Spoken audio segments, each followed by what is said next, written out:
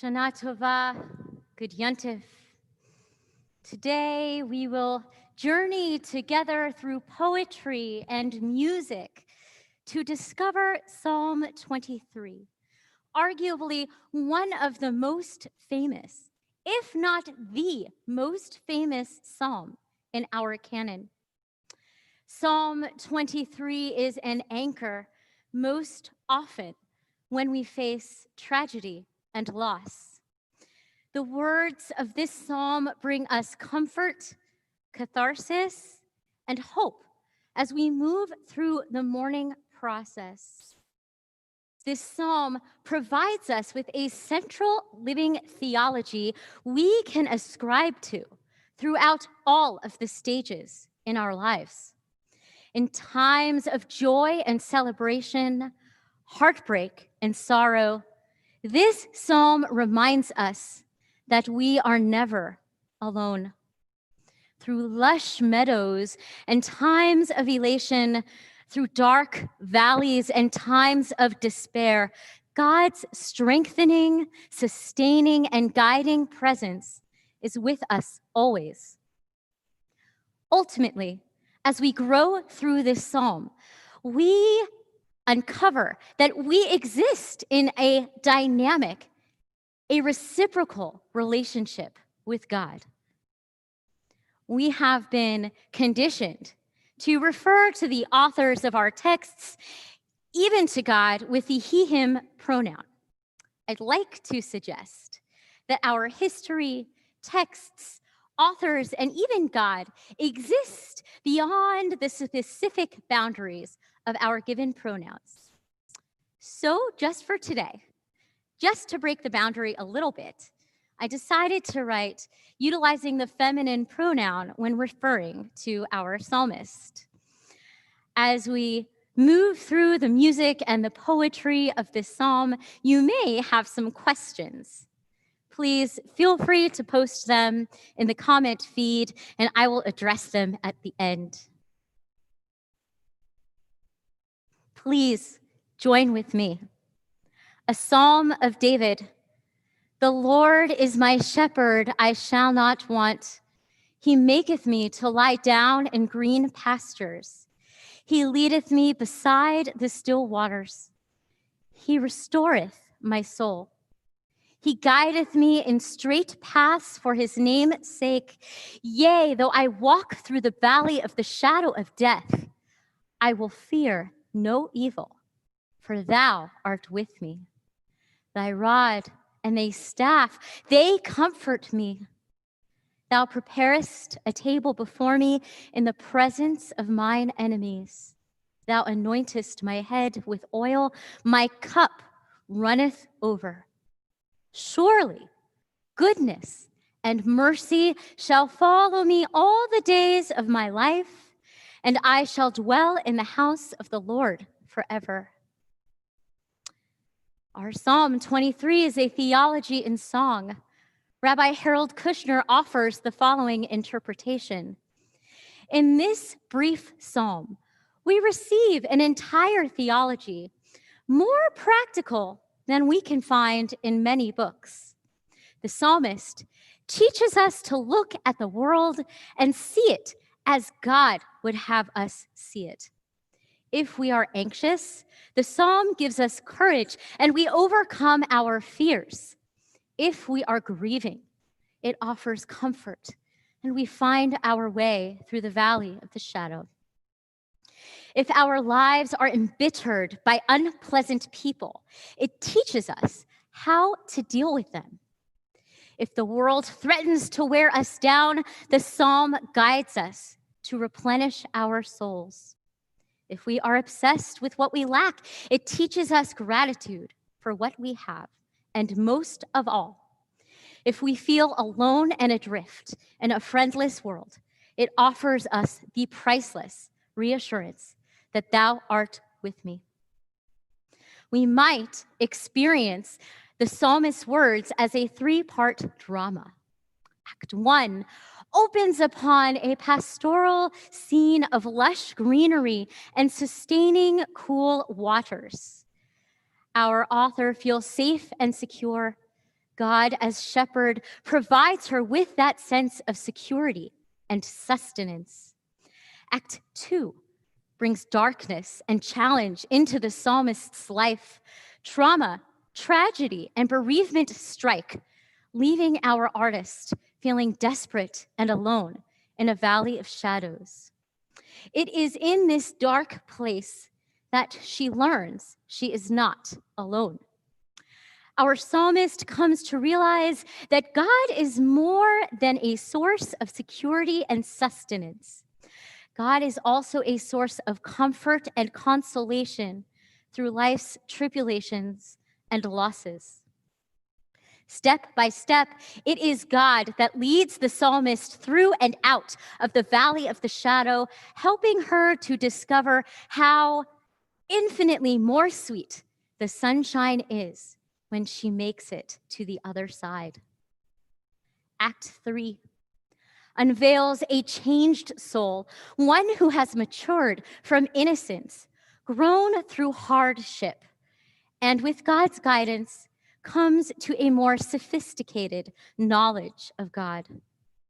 She learns, our artist, that God is not simply a strengthening presence by our side. Our artist realizes that she exists in a reciprocal relationship with God. God offers her a place to dwell forever through anything life may bring, our songstress. Now, Hebrew text and music are naturally linked together. In biblical poetry, there are several Hebraic expressions that link psalms and music together, illuminating the idea that psalms are really musical expressions of poetic text. Tehillim is the Hebrew name for the book of Psalms, and its closely related word, tehillah, means to praise. The book of Psalms is a collection of praises to God. Often, the Psalms begin with the words Mizmor LeDavid or LeDavid Mizmor. Mizmor means making music, and these words are often translated as a song of David or to David, a song. This kind of opening is a literary clue known as a head note. This tells us that the song was in fact a song.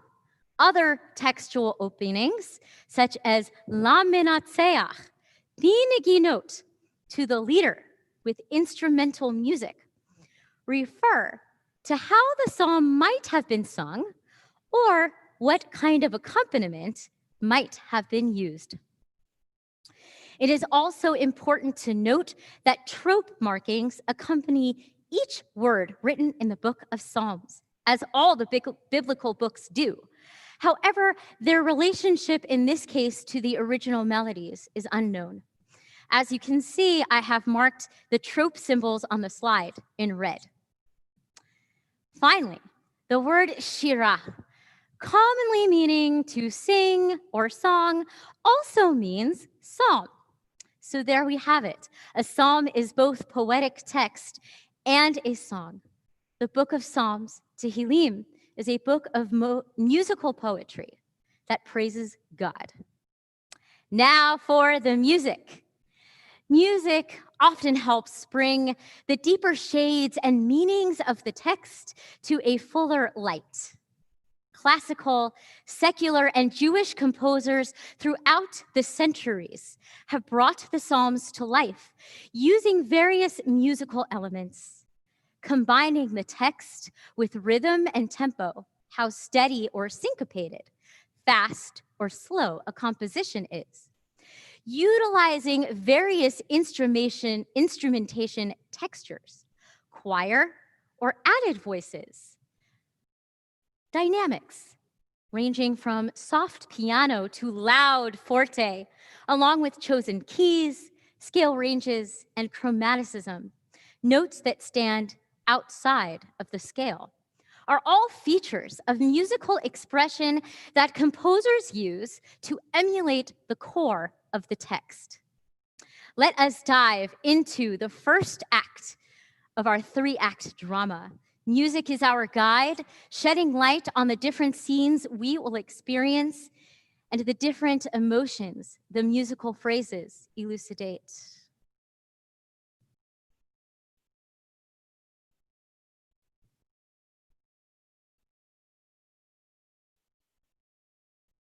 Mark, you can keep on going.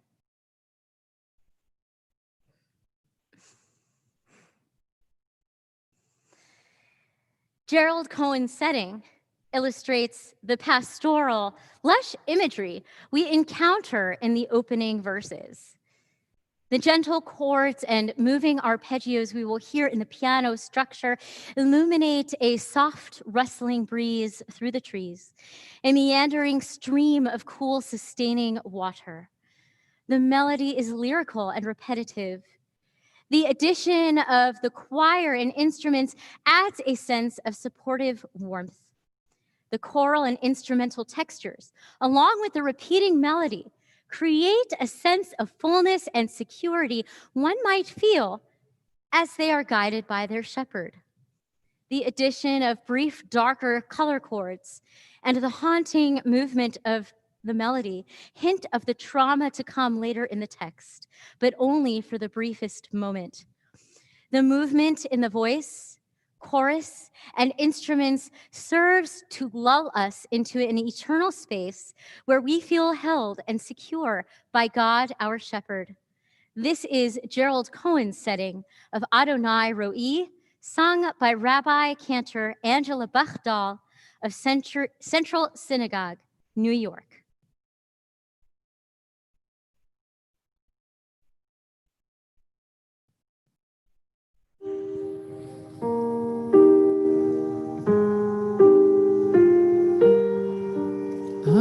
Adonai Ro'i lo echsar bino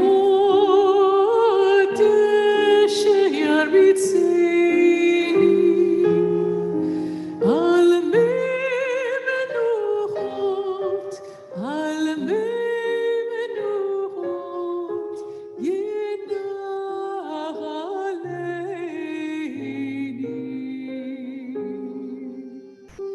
nafshi shovei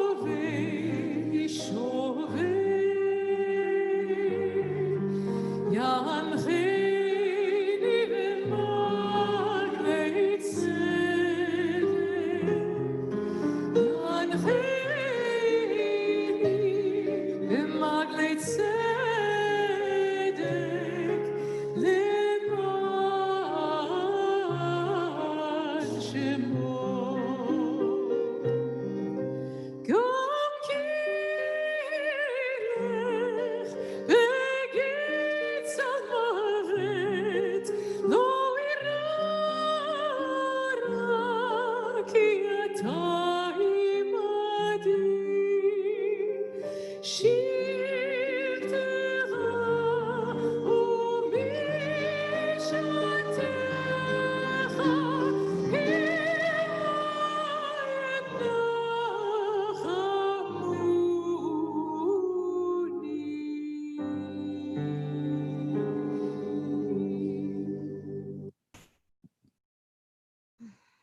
That's one of my favorites.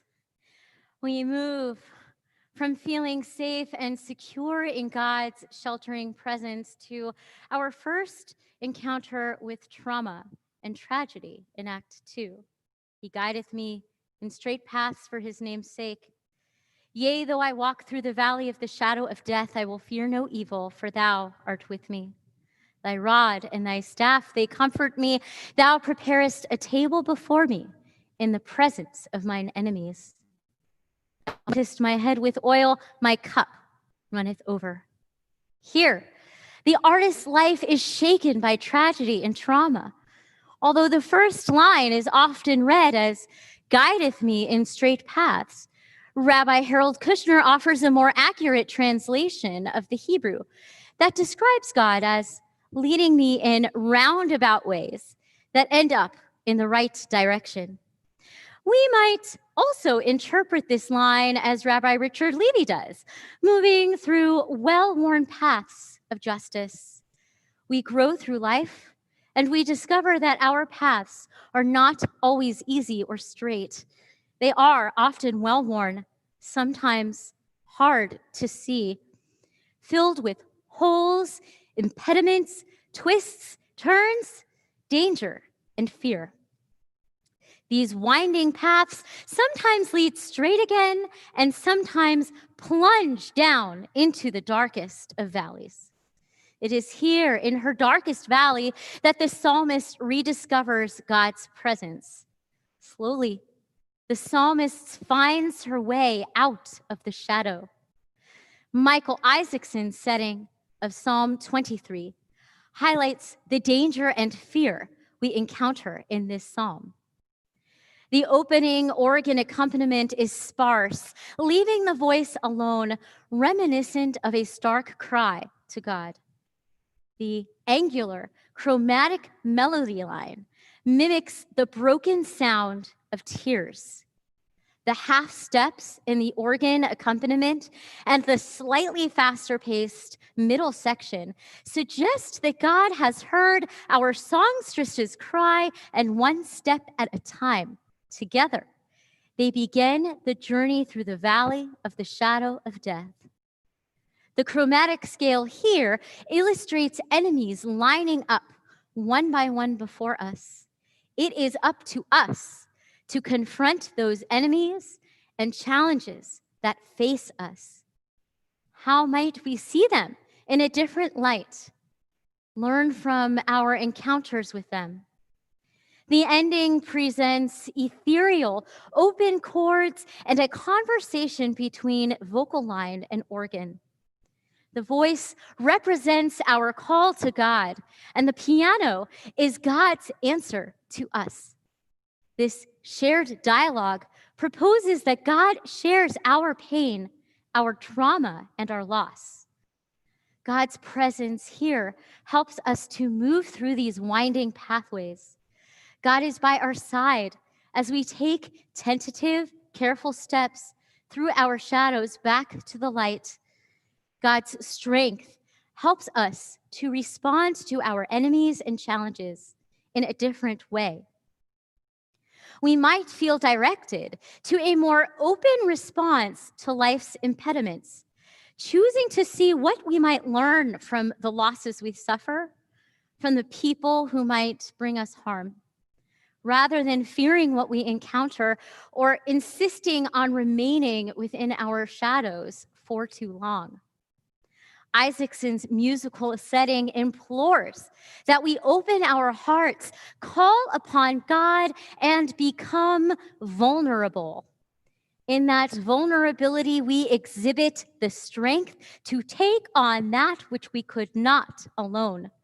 We are able to more fully face our fears, roadblocks, and turns, with faith.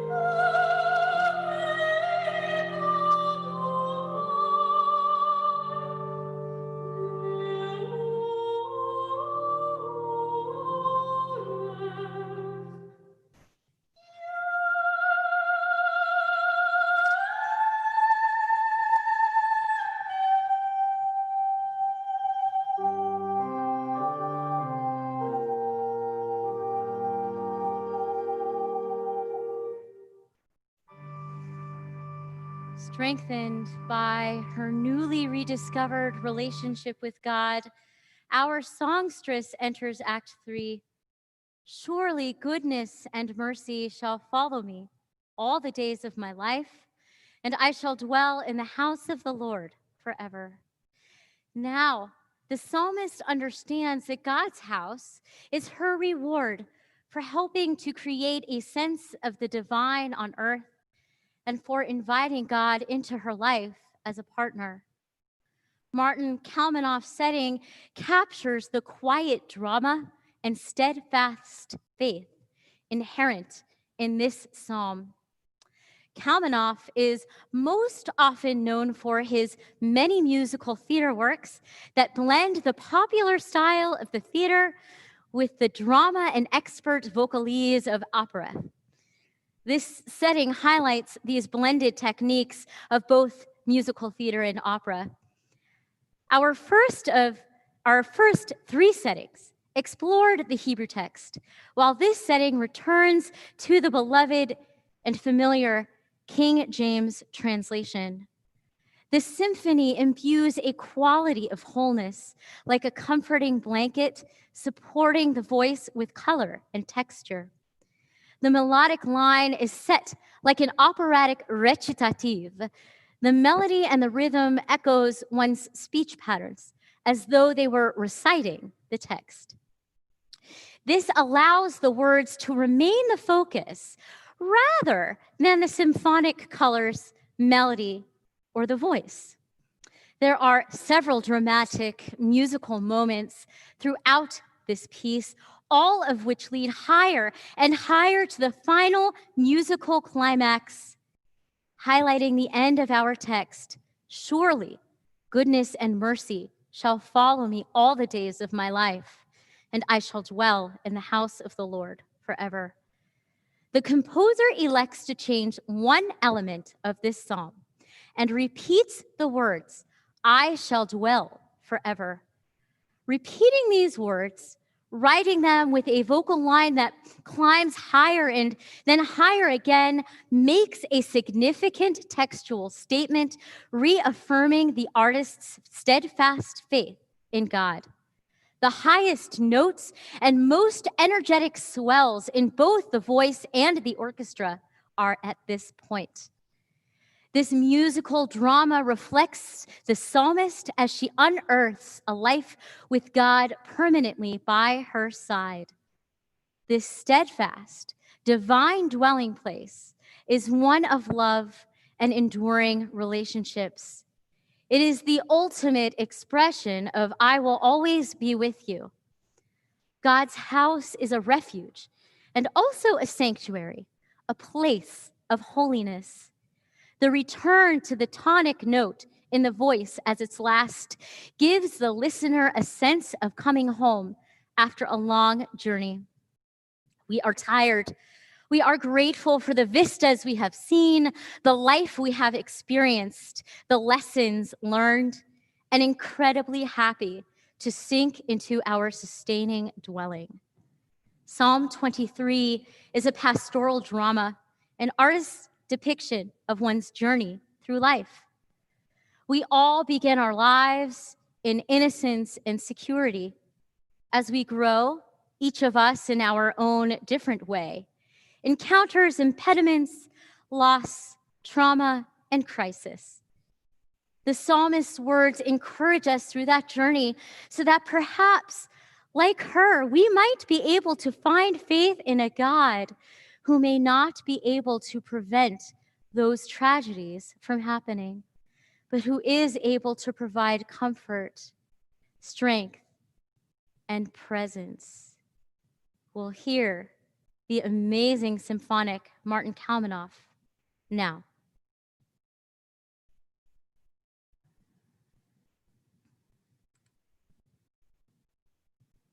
And I shall dwell forever, and I shall dwell forever in the house of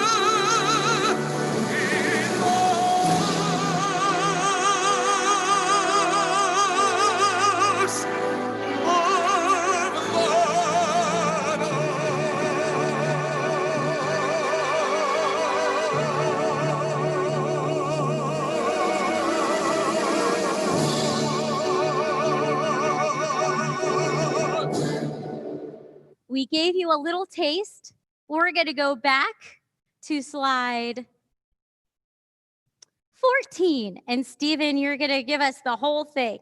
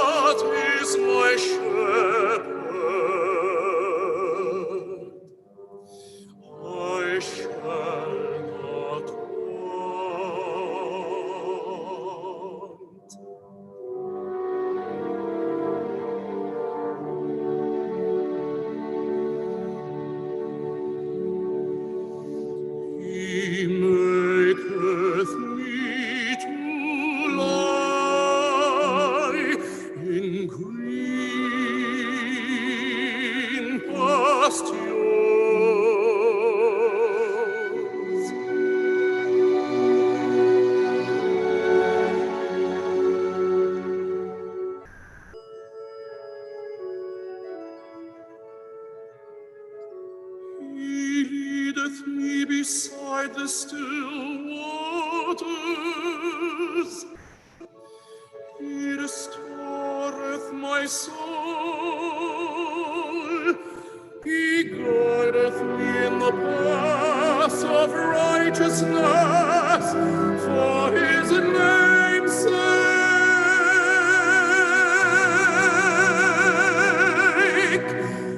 Yea, though I walk in the valley of the shadow of death, I will fear no evil.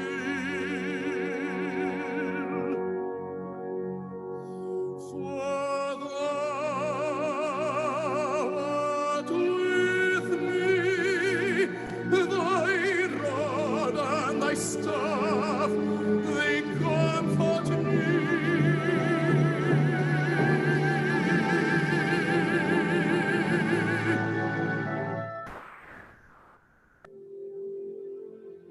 Thou preparest a table before me in the presence of mine enemies. Thou hast anointed my head with oil, my cup runneth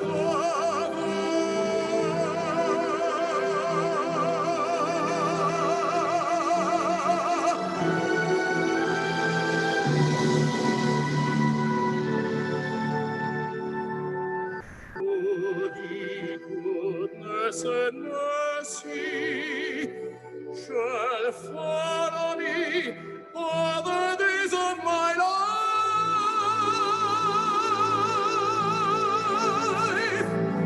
and I shall dwell forever, and I shall dwell forever in the house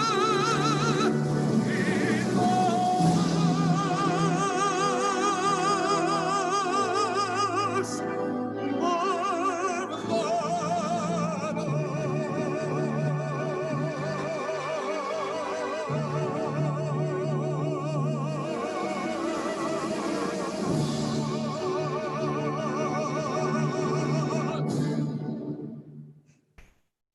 Each of these musical settings we have explored together expresses one of these theological aspects of our journey.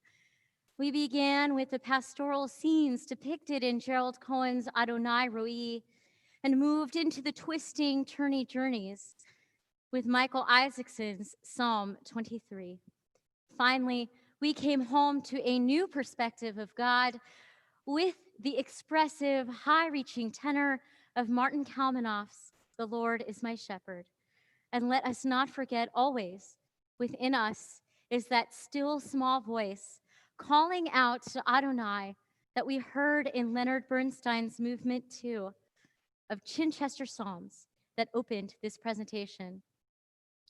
Our psalmist's journey returns her home again to that place of secure sustenance, but as a changed human being, one who has matured through experience, who has learned through challenge and confronted those enemies before her. As a result of her deeper understanding of herself and of life, she is able to more fully dwell in God's divine house as a reciprocal partner, rather than as a sheep to be steered. This is the overarching teaching of Psalm 23, partnering with God, helping to manifest a sense of the divine on earth through various acts of tikkun olam and loving kindness, brings our psalmist to a place of deeper security, safety, and discernment. No, God cannot prevent life's trials, but God's strengthening presence will always dwell within and around her. It is this presence that will help her to move through all of life, good and bad. This is what our author means as she exclaims, "Surely goodness and mercy shall follow me all the days of my life, and I shall dwell in the house of the Lord forever.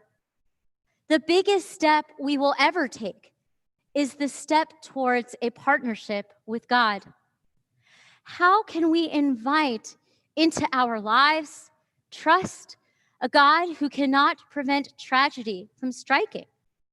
We are stepping into a relationship with something we cannot necessarily see, hear, or feel. This takes an enormous amount of vulnerability, courage, faith, and trust. Psalm 23 tells us that in our bleakest hours, when we wish to shun everyone away, we must not estrange ourselves from God. On this day, the holiest day of the year, we are at our closest to God. God yearns for our presence and closeness just as much as we yearn for God. With Psalm 23 as our foundation, let us take that step toward God and invite God in. In the words of 12th century philosopher and poet Rav Yehuda Halevi, where might I go to find you? Your place is exalted and hidden. Yet where would I not go to find you? Your presence fills the universe. My heart cries out to you. Please draw near to me. The moment I reach out for you, I find you reaching in for me. Shana Tova and Gemar Tov. And Stephen, do we have any questions?